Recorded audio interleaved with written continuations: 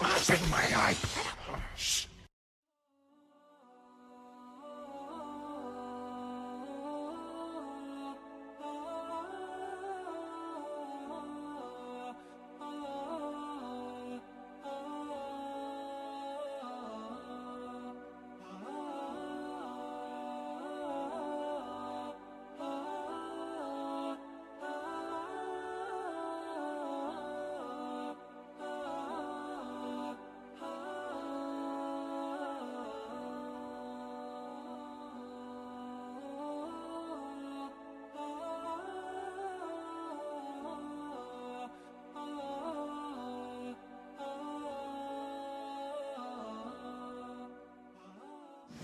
According to the Bible, the son of sacrifice was Isaac. According to the passages of the Quran and authentic narrations, I must stress authentic narrations, the sacrifice son was Ishmael. David Wood is going to attempt to discredit the Muslim position regarding the son of sacrifice being Ishmael by quoting early Muslims who had the opinion that it was Isaac. But this will not get him very far, and I will deal with this point in the rebuttals, inshallah, if he brings it up. Now the Bible also supports the Muslim position regarding Ishmael being the sacrificial son. I will quote to you the following passage. Genesis chapter 22 says the following. God said, "Take your son, your only son who you love, Isaac." According to Strong's Concordance, the word Yahid was seen by the ancient Jews to mean only begotten son, as the theological word book of the Old Testament confirms. Also, according to Gesenius's lexicon, the word Yahid means only, especially only begotten or only child. Hence, the way an ancient Jew would read this passage is in the following way.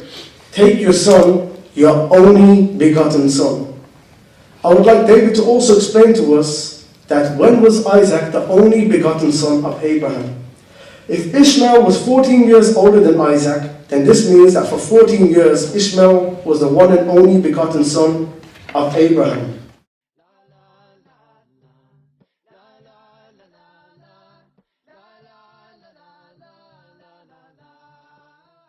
In Genesis 22, we'll be talking about this quite a bit tonight. I just want to put it in context here. In Genesis 22, God commands Abraham to sacrifice his son Isaac. That's what the text says. Abraham takes his son Isaac to the region of Moriah, and as they're walking up one of the mountains there, Isaac asks his father Abraham, "Where is the lamb for the burnt offering?" And Abraham answers, "God himself will provide the lamb for the burnt offering." A little later, when Abraham is about to sacrifice his son Isaac, God stops him, because God was only testing him. Then Abraham looks and sees a ram caught by its horns, and Abraham offers the ram as a sacrifice. But what about that lamb? He had his offering there in the ram, but Abraham had said that God's going to provide a lamb. And where was it? Abraham's a prophet. You know, it's funny, in Genesis chapter 22, when David Wood mentions the fact that a lamb was given, in Genesis 22, he says that Abraham named that mountain, Yahweh will provide. The problem is, according to Exodus chapter 6, Abraham never even knew of the name Yahweh, so there's a contradiction there.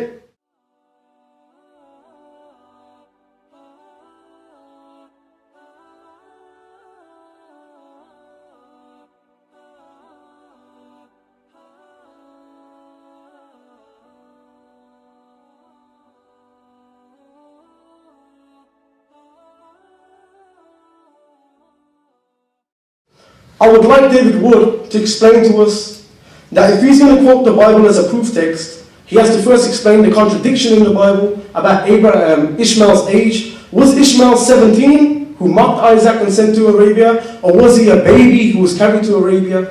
See, if your Bible's got a contradiction in it, if you're going to fabricate the story in it, quoting a line from it ain't really going to help you much. Also, if you're going to keep talking about the covenant was passed from Isaac to Jacob, look, it's the Jews, you have to refute the proof text that your Bible has got that shows a prophet's going to come from among the descendants of Ishmael. You have to refute those. If not, that shows Ishmael was part of the covenant. And if Ishmael was circumcised as a sign of the covenant, how could it be that the covenant was only with Isaac? It's common sense.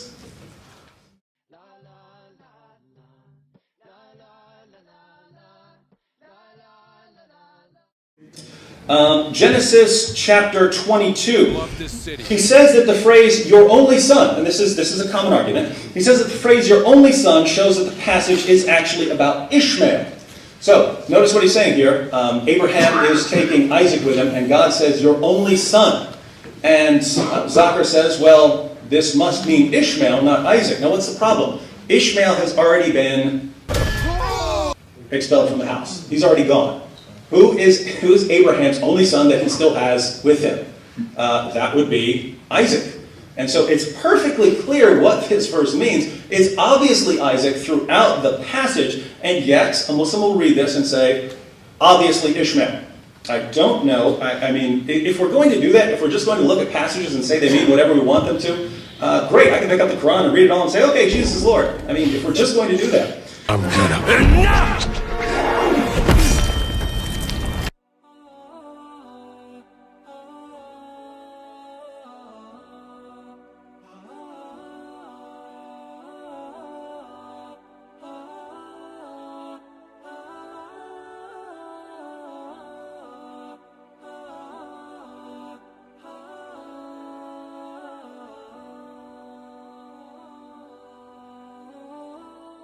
Take your son, your only begotten son.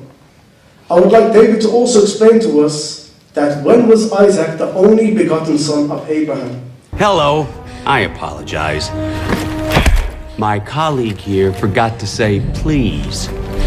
So then back to Genesis 22, he says, oh, Isaac was the only son with him, the only begotten son, the text says. Now, if I've got a son that lives in Birmingham with me and one's in Australia, this son's still not my only begotten son. So I want you to tell us, when was Isaac the only begotten son of Abraham? One question.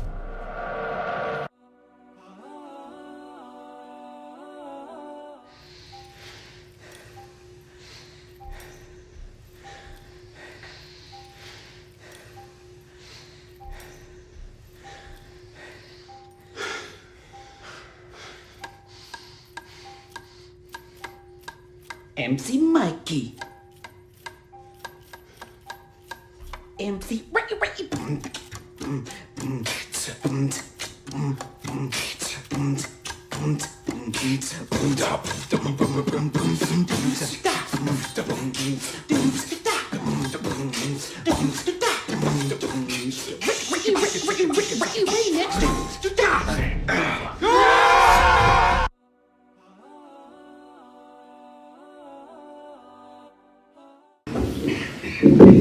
Folks, I'm very, very disappointed tonight.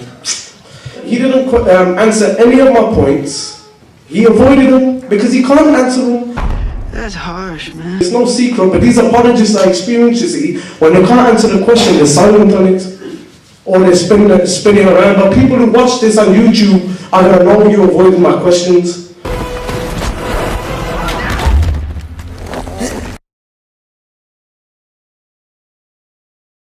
So folks, people who watch this on YouTube and see this debate, they will know he avoided most of my questions, so the covenant was with Ishmael and Isaac. Everybody calm down! We love them both, they were both prophets. It's not Ishmael or Isaac or Jesus or Muhammad. Truth stands out from error. Assalamu alaikum.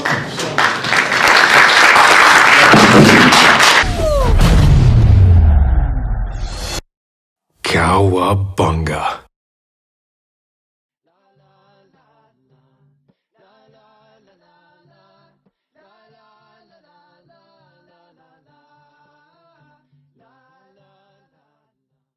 قولوا آمنا بالله وما أنزل إلينا وما أنزل إلى إبراهيم وإسماعيل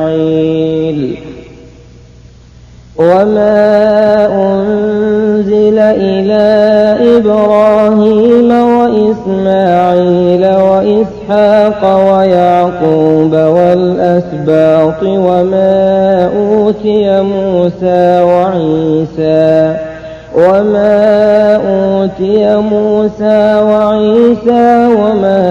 أوتي النبيون من ربهم لا نفرق بين أحد منهم ونحن له مسلمون. Here we come, Allah, here we come to serve you. Here we come, Allah, here we come.